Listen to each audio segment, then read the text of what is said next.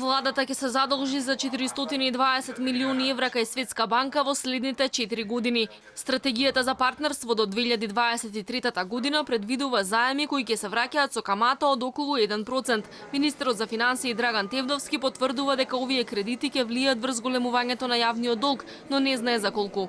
Исклучително поволна ако се гледа колку било кредитирањето, кои биле каматните стапки при кредитирање во некои минати периоди.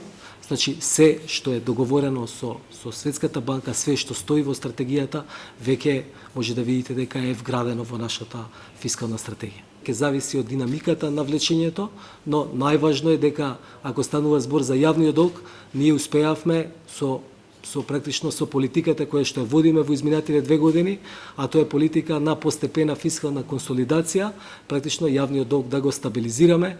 Со 420 милиони долари ќе се градат локални патишта, ќе се подобрува финансирањето на малите и средни предпријатија, ќе се модернизира земјоделството, ќе се унапредува дигитализацијата и иновативноста. Особено внимание ќе се обрне на подобрување на конкурентноста на бизнисите, образованието за најмладите и енергетската ефикасност. Ќе се фокусираме на области како поврзаност, пристап до пазари, помош на деловните субјекти да бидат поиновативни и отворање на повеќе и подобри работни места.